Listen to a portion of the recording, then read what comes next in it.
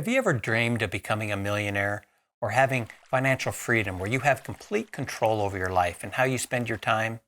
Well, this video is for you then. I've been there, chasing after financial freedom and hoping to break free from the cycle of living paycheck to paycheck. Despite always earning an average income, just your regular middle-class salary, I've ended up in the top 2 or 3% of net worth in the U.S. And you can achieve this too. With the steps outlined in this video and a little patience, you can put yourself on a path to financial freedom. It's not as hard as you think. In a recent survey of 10,000 millionaires in the United States, 79% did not receive any inheritance at all, and most didn't even earn a big salary. Only 31% averaged $100,000 a year over the course of their career. And 1/3 never made $100,000 in any year of their entire career. In fact, of the top 5 careers that produce millionaires, one of them was teachers, and they only currently make a median income of $66,745 in the U.S. And most millionaires didn't grow up around money either. 8 out of 10 millionaires come from families that are at or below the middle class income. So let's look at some examples of how easy it can be to achieve this. And towards the end of the video, I'll cover some important fundamental rules of money that you must follow to create wealth and have financial freedom. For the calculations, I used an investment in a low-cost ETF for something like the SP 500, which has averaged around a 10% compounded annual growth rate over long periods of time. In fact, look at the rates of return with the dividends it pays for the periods ending in 2023. In the past 5 years, it's averaged 15.75%. In the past 10, it averaged 12.07. In the 20 years, it averaged 9.69. In the past 30 years, 10.16. And in the past 40 years, 11.37. Those are some remarkable returns. So for our first example, this is for someone that has the luxury of time on their side and starts early in life. Take someone just earning $60,000 per year and they get a 2% pay increase every year. If they started at the age of 25 and decided to just save 12.5% of their earnings, they will end up with $4.2 million at retirement by the time they retire at age 65. If this was done through a Roth IRA, that entire amount would be income tax free. Think about that. That's only saving and investing 12.5 cents of every dollar you make. If this person was saving 12.5% through a 401k at work and the company matched the contributions up to just 5% of their salary, they would end up with $5.9 million. The crazy thing to think about here is you would have only contributed $453,000 of your own money over that entire 40-year working career, and your retirement balance is bigger than the entire amount of money that you earned over your entire lifetime.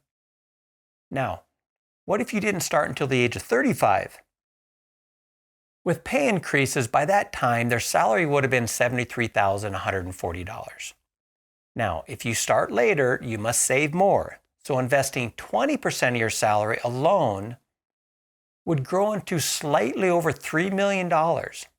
And if you include a 5% employer match, it would be over $3.7 million.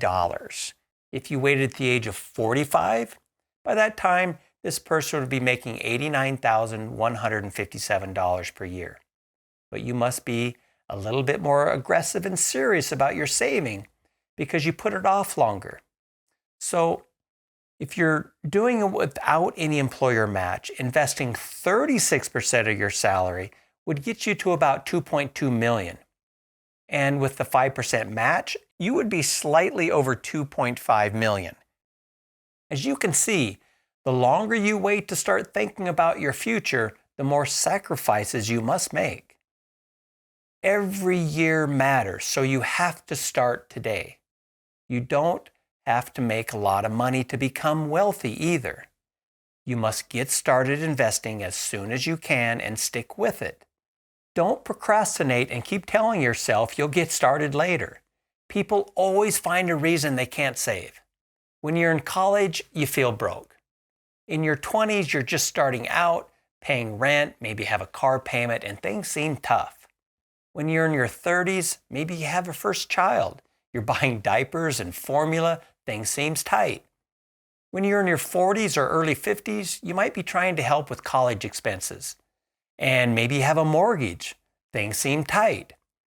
People are very good at always finding reasons why they can't save. But it must be a priority, the first thing that comes out of your paycheck, and then you must find a way to live on what's left without taking on debt. Look at these savings rates you need by choosing to start at different ages in life. If you want to hit the $3 million mark by the age of 65, this is with no employer match. These are based on someone that starts at the age of 22, right out of college, and begins making $60,000 per year with a 2% pay increase each year. When we start, that really matters. If a person started right out of college, they would have only had to invest 6.6 cents of every dollar they made to hit the $3 million mark. If they wait to the age of 35, they would have to save 19 cents of every dollar they made in order to hit the $3 million mark. If they wait to the age of 40, they would have to save 29 cents of every dollar they made. To become wealthy and achieve financial independence, you must first understand your reason why. Why do you want to have wealth? Simply dreaming of riches to buy expensive things probably won't lead to success. However, if you want financial independence for the freedom and control it offers, and that's truly important to you, you'll find a way to save and invest. Having a plan is key. You won't achieve your desired results by solely focusing on the destination. Instead, concentrate on the habits and behaviors that produce the outcomes you desire. Find joy in the process of making those things happen. Then it won't seem like you're constantly making sacrifices because you'll feel great about where you're headed in life. Once you understand your reason why and develop your plan, here are some money rules you must follow to help you get there. So, here we go with the bullet points. Start now. Stop finding reasons to procrastinate.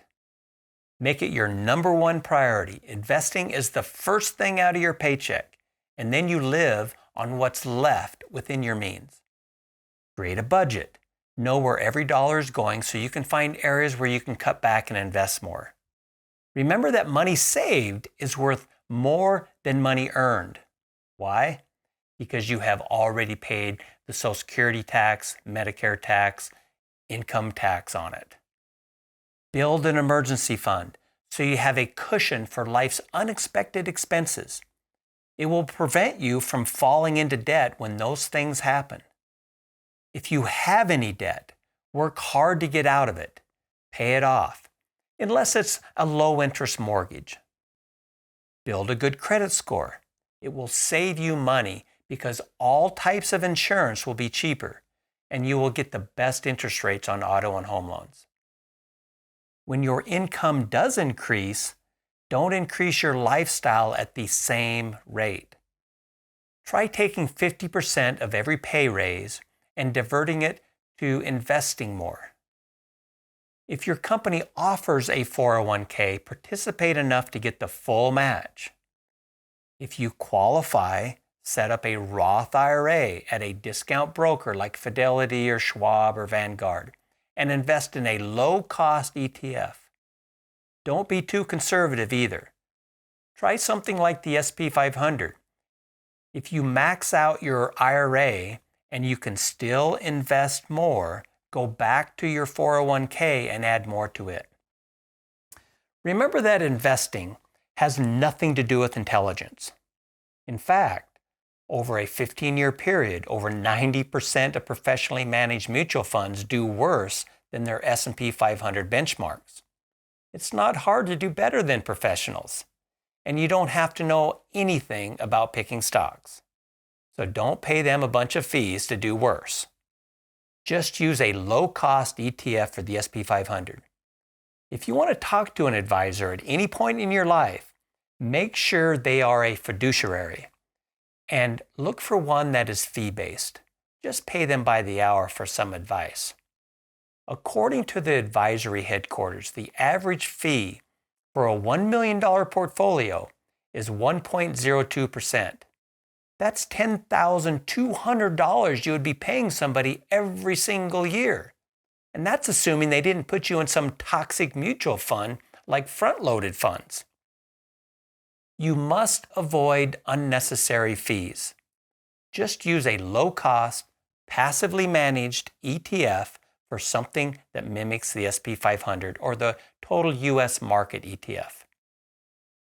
What you do need to do is control your emotions and have patience. Investing done right is rather boring. If you want excitement, go to a casino. Things like day trading or always switching up investments trying to chase the highest returns are more in line with gambling, not investing. Stay away from all the get-rich-quick schemes too. Work hard to not care about what other people think, and don't worry about keeping up with the spending of your friends and family. Chances are they have little to no net worth and plenty of debt, trying to maintain a lifestyle that they can't afford. Net worth is created by the money invested and not spent. Thus, it's what you don't see in people's lives. Far too many people spend money to impress others. Big houses and nice cars won't create financial freedom. Ask yourself, do you want to live a life in debt, trying to look rich, or do you actually want to be rich? Remember, it's not just about accumulating wealth. It's about gaining control over your life and having complete financial security, whether you choose to work or not.